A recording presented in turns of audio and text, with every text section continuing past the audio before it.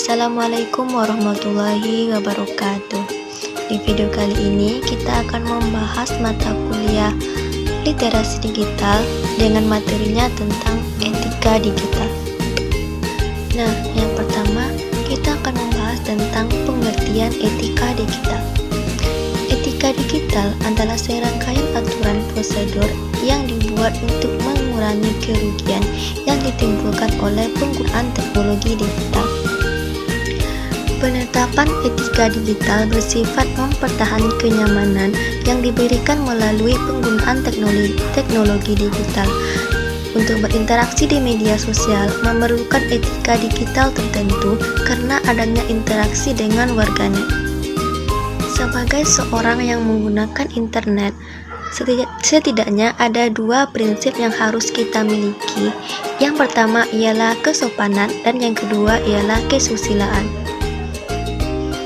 Seperti yang kita tahu, dalam dunia maya tidak ada aturan baku mengenai etika digital.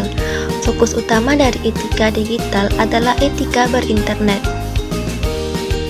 Peran etika digital adalah sebagai pedoman bagi individu dalam melakukan interaksi sosial di dalam platform digital. Nah, adanya etika digital akan membentuk kesadaran, tanggung jawab, integritas, dan penghormatan terhadap nilai kebaikan di dalam pemanfaatan media digital. Nah, seperti yang kita tahu sekarang ini, seringkali penggunaan teknologi digital tidak peduli dengan etika penggunaan teknologi, tetapi langsung menggunakan produk tanpa mengetahui aturan serta tata krama penggunaannya. Sebenarnya, para pengguna teknologi sudah banyak mengetahui tentang etika digital ini, tetapi mereka menganggap etika digital ini tidak terlalu penting untuk diperhatikan. Etika termasuk hal yang sering dilupakan dalam hal ini. Etika termasuk ke dalam elemen-elemen komunikasi yang penting. Nah, tanpa adanya penggunaan etika pada saat kita berkomunikasi, ini akan menjadi masalahnya tersendiri.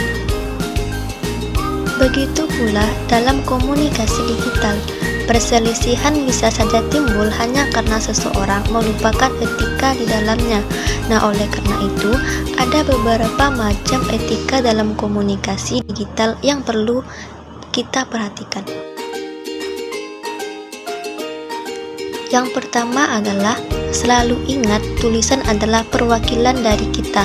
Nah, tulisan merupakan bentuk dari perwakilan kita saat melakukan proses komunikasi digital.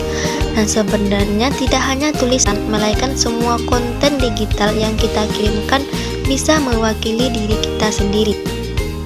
Jangan dianggap bahwa konten tersebut tidak akan dilihat atau diperhatikan oleh orang lain sehingga membuat kita dengan bebas menginformasikan konten-konten digital tertentu. Yang kedua ialah selalu ingat bahwa yang kita ajak berkomunikasi adalah manusia. Nah, selain konten yang dikirim merupakan perwakilan dari kita, subjek yang diajak berkomunikasi kita adalah manusia. Manusia tentu saja memiliki perasaan dan juga kemampuan berasumsi. Oleh karenanya, jangan sekali-kali menganggap bahwa apa yang kita lakukan melalui proses komunikasi digital itu tidak akan memberi suatu dampak tertentu.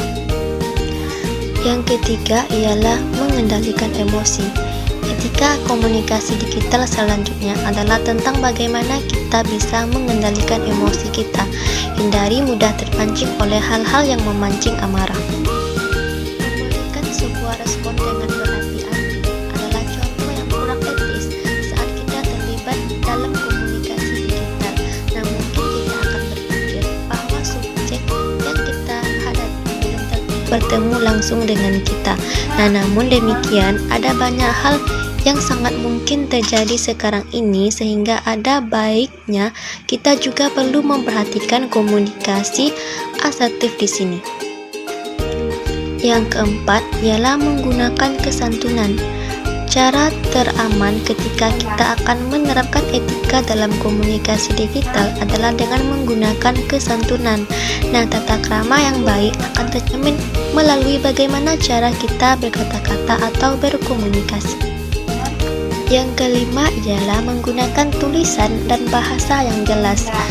Asal dalam menggunakan tulisan atau bahasa dalam proses komunikasi digital juga merupakan tindakan yang buruk. Yang keenam ialah menghargai privasi orang lain.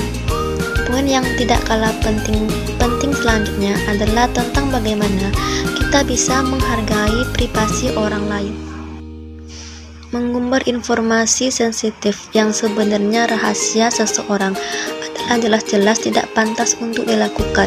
Selalu pastikan kita meminta izin apabila akan meneruskan sebuah informasi yang diberikan oleh orang lain, sebab ini merupakan bagian dari etika komunikasi antara pribadi.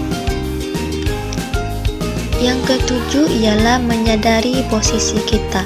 Sadar terhadap posisi kita adalah kemampuan yang baik untuk menerapkan etika komunikasi digital. Yang terakhir ialah tidak memancing perselisihan. Nah, selalu ingat tidak memancing perselisihan. Membagikan suatu informasi dengan tujuan mengadu domba atau memperkeruh suasana adalah hal yang kurang baik. Ada beban nilai moral yang sebenarnya dibawa pada saat kita melakukan hal ini. Etika digital ini dibuat dengan tujuan menjaga perasaan dan kenyamanan pengguna lainnya. Nah, namun peraturan saja tidak cukup. Seringkali para pengguna tidak mengetahui aturan tersebut ataupun malas membaca peraturannya. Kita juga harus mengajarkan setiap pengguna teknologi digital untuk bertanggung jawab dalam pemanfaatan teknologi.